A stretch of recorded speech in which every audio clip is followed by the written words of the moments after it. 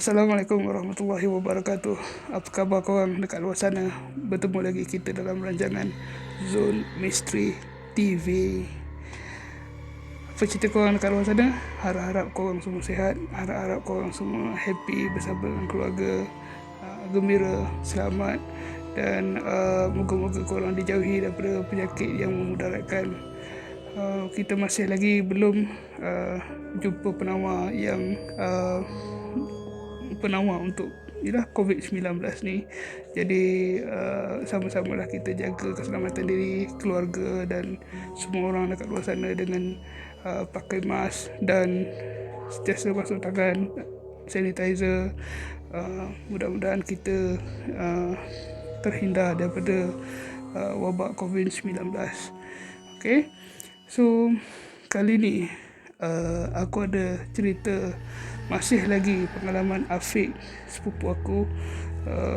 Tapi kali ni pengalaman dia sama dengan rakan-rakan. Dia orang berlima dan aku bagi tajuk minggu ini sebagai rumah berpenunggu. So apa cerita di sebalik rumah berpenunggu ni? Jom sama-sama kita dengarkan pengalaman Afiq di rumah berpenunggu. Okay guys, cerita dia mula macam ni. Afiq bersama dengan 4 orang lagi kawan-kawan dia, sama-sama daripada utara, bekerja di Johor Bahru. Pengalaman diorang ni berlaku di Johor Bahru. So semuanya bermula dengan diorang terpaksa mencari rumah sewa di Johor. Dan diorang mencari di laman web, cari rumah, laman web yang korang tahulah, banyak laman web dekat luar sana yang kita boleh cari. Aku tak payah sebut dekat sini. Tapi yang jadi ceritanya, bila dia orang dapat satu rumah ni, kerja untuk urusan untuk berpindah ke rumah ataupun urusan untuk dapat rumah ni, urusannya mudah sangat. Rumahnya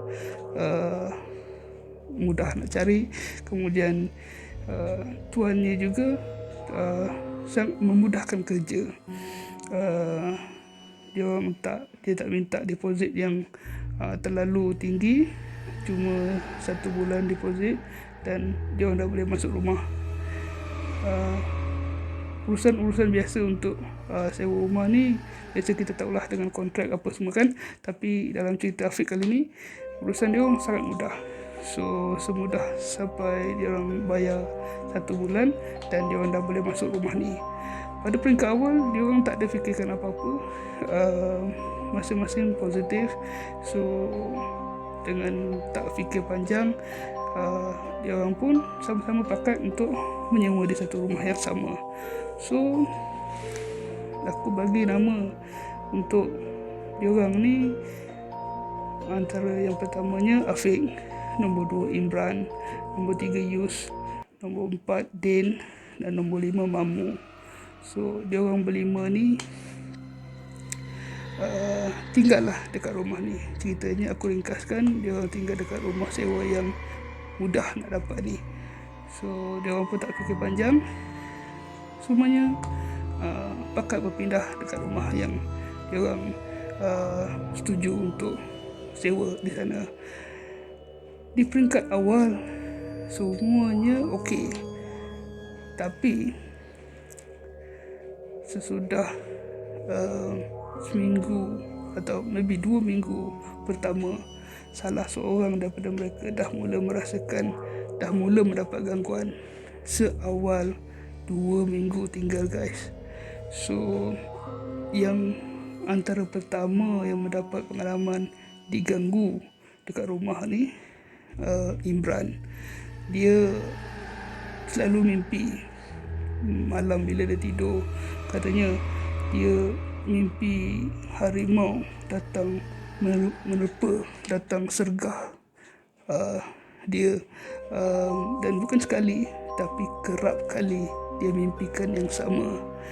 Dan antara yang peliknya, dia mendengarkan salahkan anjing di luar rumah. Kawasan rumah sewa dia ni sebenarnya rumah pangsapuri, boleh dikatakan pangsapuri atau apartmen lah. So ada security guard, ada wall yang tinggi, dan dia orang duduk dekat tingkat 4. Dia orang duduk kat tingkat 4. So pasal salahkan anjing ni, hanya Imran saja yang dengar. Sehinggalah sampai satu hari Imran jumpa dengan jiran dekat bawah, bersembang dengan jiran dekat bawah, dan Imran meluahkan dia punya pengalaman mendengar salahkan anjing pada beberapa malam sebelumnya dekat jiran yang dia jumpa dekat bawah bersembang ni. Yang peliknya bila dia kata dia mendengar salahkan anjing beberapa malam yang lalu, dia kata bunyi anjing banyak ekor kuat. Dia kata banyak anjing kawasan rumah kita ni, tapi jiran dia yang dia jumpa ni, yang dia bersembang ni, bagi tahu mana ada anjing. Sebab mustahil ada anjing, sebab kawasan ni berjaga, ada security guard, dan kawasannya berpagar, ada wall bagai. Jadi memang mustahil ada anjing. Imran tak terfikir sebab apa pada Imran salahkan anjing atau bunyi salahkan anjing pada malam-malam yang dia dengar tu sangat jelas. Dekat luar tingkap je dia kata dia dengar sangat jelas. Memang bunyi tu dekat dengan kawasan tempat dia tidur. Dia dekat tingkat 4, macam dekat bawah rumah je lah dia dengar jelas sangat. So pada Imran memang pelik bila mendengar jiran dia bagi tahu tak ada anjing dalam kawasan rumah dia. Itu di peringkat awal. Dalam peringkat awal 2 minggu tinggal kat rumah ni pun si Imran dah dapat pengalaman macam ni. Korang boleh bayang guys, kalau sekali mungkin tak pelik mimpikan harimau terpa, tapi yang menjadikan dia pelik dan misteri, harimau, mimpikan harimau yang sama berkali-kali. Itu boleh dikatakan misteri. Tapi Imran tak berkongsi dengan sesiapa tentang pengalaman misteri dia ni dengan kawan-kawan yang lain, sebab masih baru dan mungkin dia fikir itu perkara yang dia seorang alami lah. Jadi tak ada apa yang pelik. Yang kedua, Yus ni pula, dia selalu dalam kawasan rumah dia ni tandas.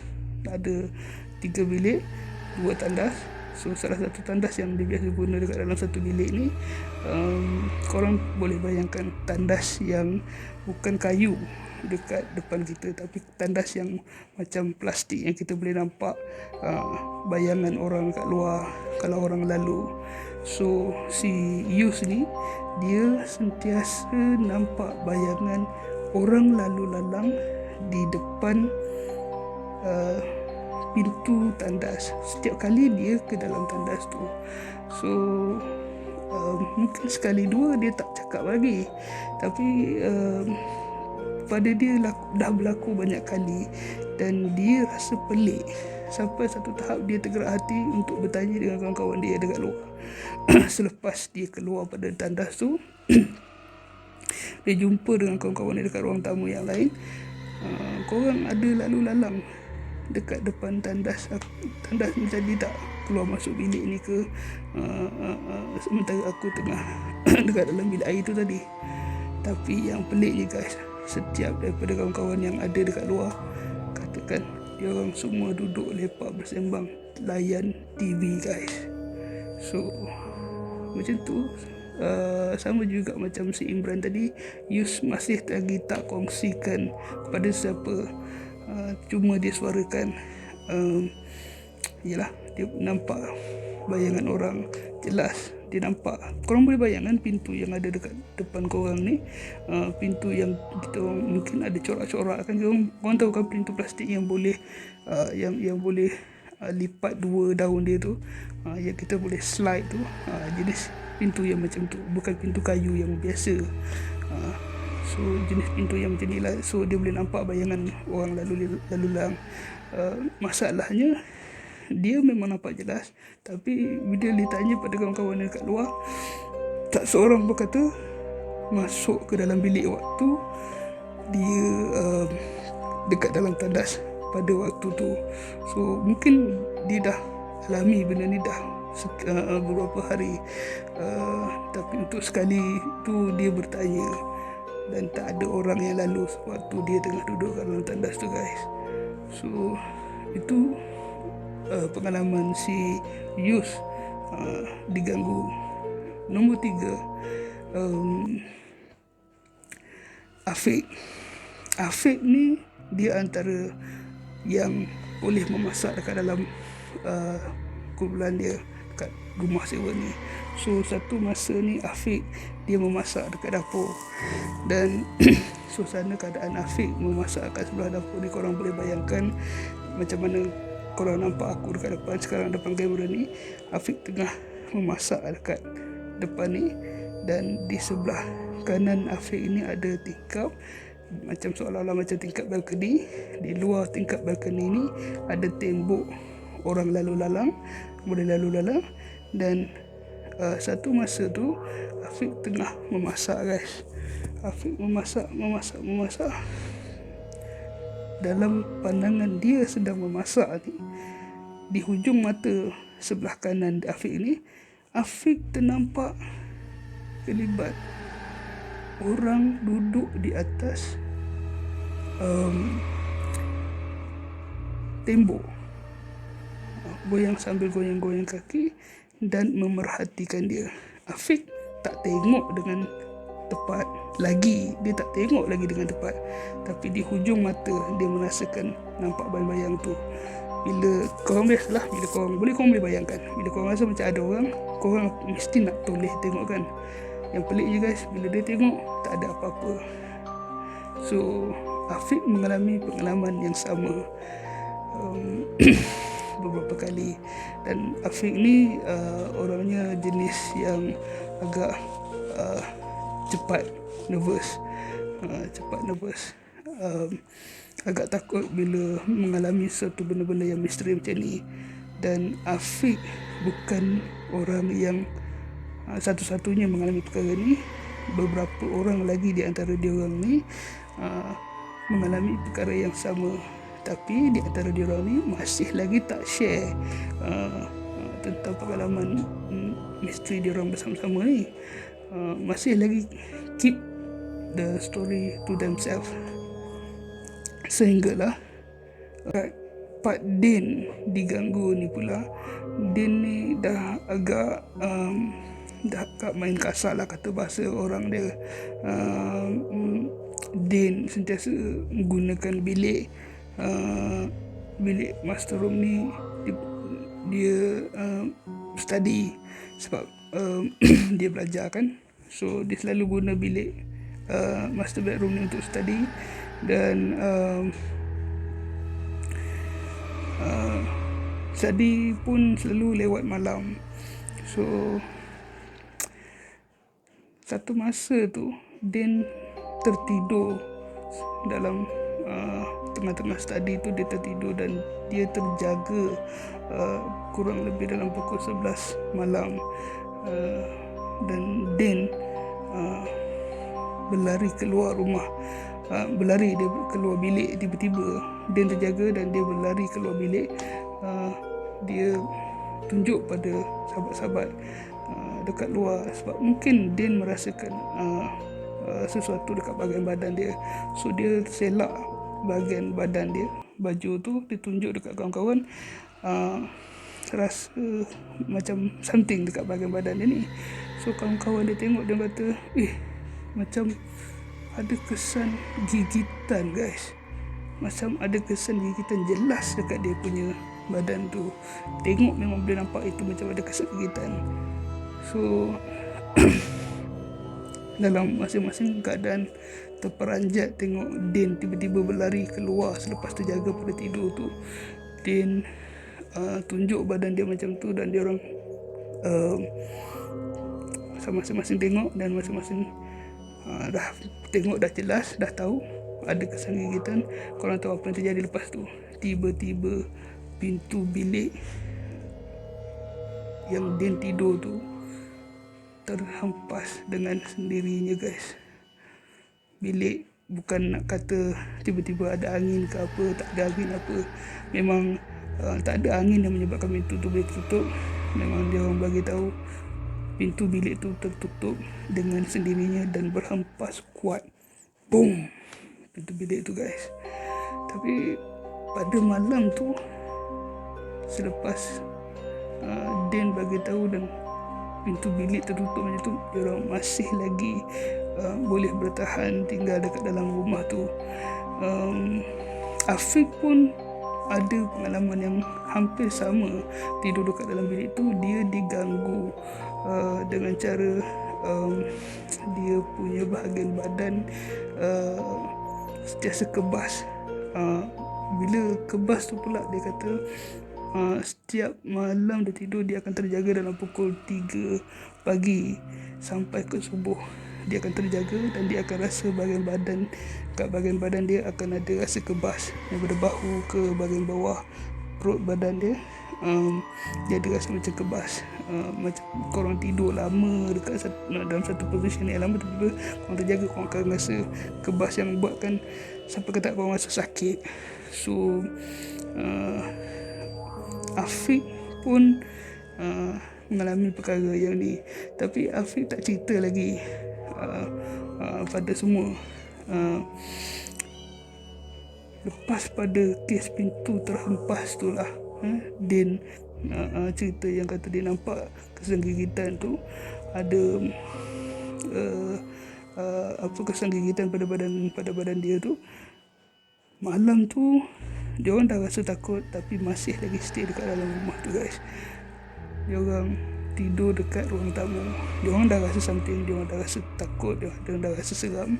So malam tu dia orang tidur dekat ruang tamu. Semua pakat tidur dekat ruang tamu.